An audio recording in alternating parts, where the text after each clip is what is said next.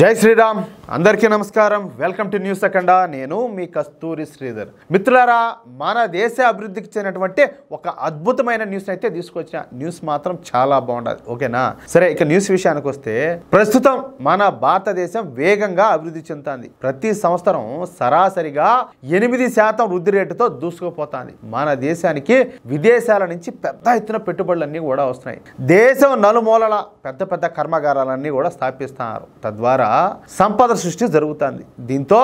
మన దేశంలో అభివృద్ధికి తగ్గట్టుగా పెద్ద ఎత్తున ఈ మౌలిక సదుపాయాల కల్పన కూడా చేయాల్సి ఉన్నదన్నమాట పైపెచ్చు ఇప్పుడు అమెరికా చైనాల మధ్యన ఈ సుంకాల యుద్ధం అయితే జరుగుతుంది తెలుసు కదా మీకు కూడా దీని వలన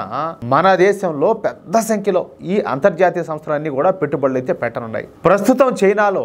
అమెరికాకు చెందినటువంటి 8,000 సంస్థలు పెట్టుబడులు అయితే పెట్టున్నాయి అయితే ఈ డొనాల్డ్ ట్రంప్ చైనా మీద 140% సుంకాలు విధించడంతో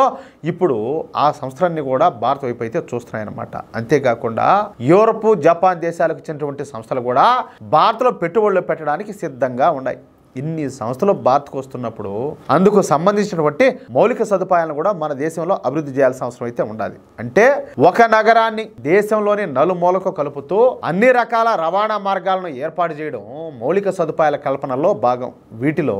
వంతెనలు అదేవిధంగా రహదారులు జాతీయ రహదారులు రోడ్లు రైల్వేలు విమానాశ్రయాలు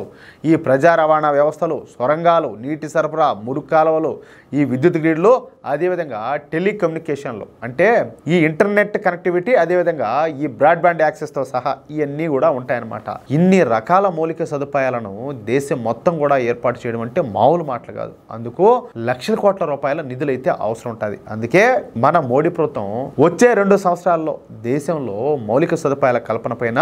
ఏకంగా 10 లక్షల కోట్ల రూపాయలను అయితే ఖర్చు చేయనుండాలి అందుకు సంబంధించినటువంటి ప్రణాళికలను ఇప్పటికే రూపొందించినట్టు కేంద్ర రోడ్డు రవాణా శాఖ మంత్రి అయినటువంటి నితిన్ గడ్కరీ గారు తెలియజేశారు ఇందులో ఈశాన్య రాష్ట్రాలు అదేవిధంగా సరిహద్దు ప్రాంతాలకు ప్రత్యేక ప్రాధాన్యం ఇచ్చే ప్రయత్నం చేస్తున్నట్టు గడ్కరీ గారు అయితే తెలిపినారు రానున్న 2 సంవత్సరాల్లో మన దేశంలో ఉన్నటువంటి రహదారులను అంతర్జాతీయ స్థాయి ప్రమాణాలతో పెద్ద ఎత్తున అభివృద్ధి చేస్తామని చెప్పేసి నితిన్ గడ్కరీ గారు అయితే పేర్కొన్నారు అదేవిధంగా మన దేశంలోని తూర్పు రాష్ట్రాల్లో 3,73,000 కోట్ల అంచనాతో 21,355 కిలోమీటర్ల మేర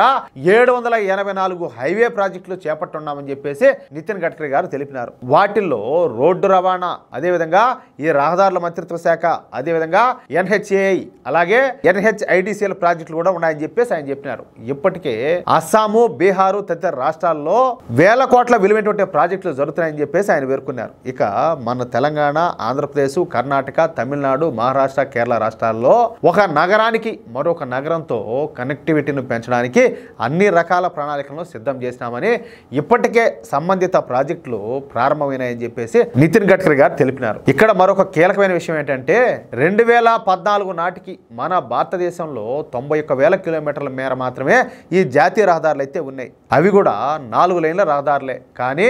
ఈ 10 సంవత్సరాల్లో జాతీయ రహదారులను 6 లైన్లు 8 లైన్లుగా చేసినామని అలాగే కొత్తగా మరో 50,000 కిలోమీటర్ల మేర కొత్త జాతీయ రహదారులను నిర్మిస్తున్నామని చెప్పేసి నితిన్ గడ్కరీ గారు గర్వంగా తెలియజేశారు అంటే